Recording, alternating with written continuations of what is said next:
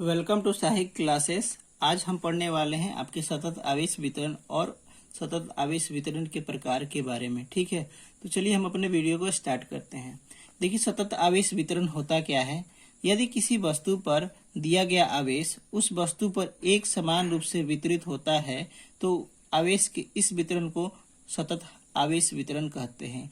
यानी कोई भी वस्तु पर आप आवेश को वितरित करते हैं और वह आवेश समान रूप से सभी जगह पर वितरित हो जाता है, उसी को हम क्या कहते हैं, सतत आवेश वितरण कहते हैं। क्या कहते हैं, सतत आवेश वितरण कहते हैं।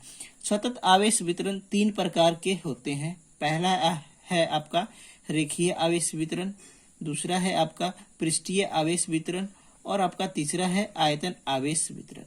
अब देखते हैं कि आपका रेखीय आवेश वितरण होता क्या है। देखिए, रेखीय आवेश वितरण होता क्या है। यदि किसी तार को दिया गया आवेश उसकी लंबाई पर एक समान रूप से वितरित हो जाता है तो आवेश के इस वितरण को रेखीय आवेश वितरण कहते हैं। यानी आपका कोई भी तार लीजिए, तार की लंबाई पे आपका आवेश एक समान रूप से वितरित हो जाता है, उसी को हम लोग क्या कहते हैं, रेखीय आवेश वितरण कहते हैं। तो आप लोग यहाँ पे देख सकते हैं कि ये लाइन जो है हमने क्या है मान रखा है तार, और इस तार पर आपका क्या हो रहा है, आवेश आपका यानी चार्ज जो है समान रूप से वितरित हो जा रहा है इसके लंबाई पर। इसी को हम लोग क्या कहते हैं, आपके रेखीय आवेश वितरण कहते हैं। क्या कहते हैं, रेखीय आवेश वितरण कहते हैं। यानी कोई भी तार जिसकी लंबाई पर आवेश क्या हो, समान रूप से वितरित हो जाए, उसी को हम क्या कहते हैं, रेखीय आवेश वितरण कहते हैं। अब देखिए, रेखीय आवेश वितरण में प्रति एकांक लंबाई पर आवेश की मात्रा को रेखीय आवेश घनत्व कहते हैं। यानी इस तार की प्रत्येक एकांक लंबाई पर आवेश जितना होगा उसी को हम लोग क्या कहते हैं, रेखीय आवेश घनत्व कहते हैं। क्या कहते हैं, रेखीय आवेश कहते हैं, रेखीय आवेश घनत्व कहते हैं। और इसे लैम्डा से सूचित किया जाता है। किससे किया जाता है, लैम्डा से रेखीय आवेश घनत्व को सूचित किया जाता है। और लैम्डा जो होता है वो क्या होता है, क्यू बटे में एल, यानी इसके ऊपर आवेश और बटे में इसकी लंबाई। तो यही होता है आपका रेखीय आवेश घनत्व। अब अगला है आपका पृष्ठीय आवेश वितरण। पृष्ठीय आवेश वितरण, यदि किसी पृष्ठ को दिया गया आवेश उसके क्षेत्रफल पर एक समान रूप से वितरित हो जाता है तो आवेश के इस वितरण को पृष्ठीय आवेश वितरण कहते हैं। यानी कोई भी क्षेत्रफल पे आपका क्या हो, आवेश एक समान रूप से वितरित हो जाए, उसी को हम लोग क्या कहते हैं, पृष्ठीय आवेश वितरण कहते हैं। यानी हमने देखिए यहाँ पे एक क्षेत्रफल मान रखा है, एक पृष्ठ मान रखा है। इस पृष्ठ के क्षेत्रफल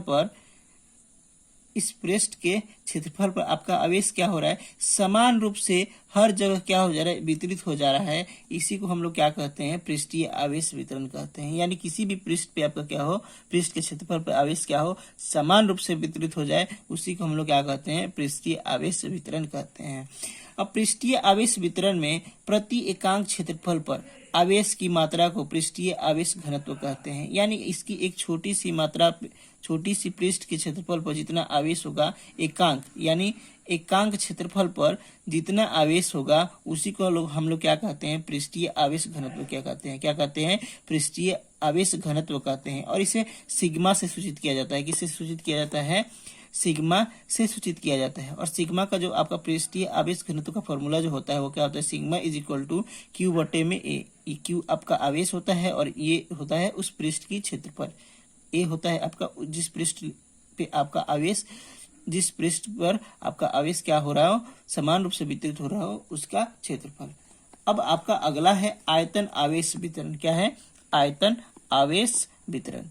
यदि किसी वस्तु को दिया गया आवेश उसकी आयतन में एक समान रूप से वितरित हो जाता है तो आवेश के इस वितरण को आयतन आवेश वितरण कहते हैं। यानी कोई भी आपका आयतन पर क्या हो, आपका आवेश समान रूप से वितरित हो जाए, उसी को हम लोग क्या कहते हैं, आयतन आवेश वितरण कहते हैं। यानी आप यहाँ पे इस वाले पिक्चर में आप लोग देख रहे होंगे कि इस जो क्यूब है, इस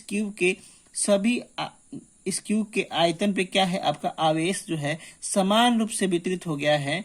इस क्यूब के ऊपर आपका आवेश क्या है, समान रूप से वितरित हो गया है। इसी को हम लोग क्या कहते हैं, आयतन आवेश वितरण कहते हैं। क्या कहते हैं, आयतन आवेश वितरण कहते हैं।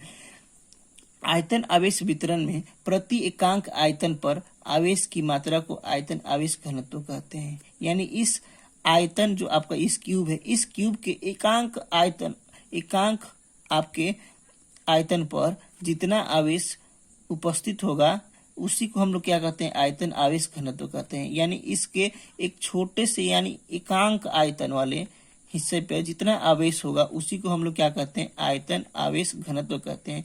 और इसे आपको रो से सूचित करते हैं। किससे कहते हैं, इसे रो से सूचित करते हैं। तो रो का फॉर्मूला होता है क्यू बटे में भी, यानी क्यू होता है आपका आवेश और भी होता है आयतन।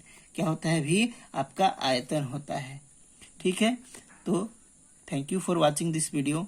आपको वीडियो कैसा लगा प्लीज हमें कमेंट्स करके बताइए और मिलते हैं हम लोग नेक्स्ट वीडियो में।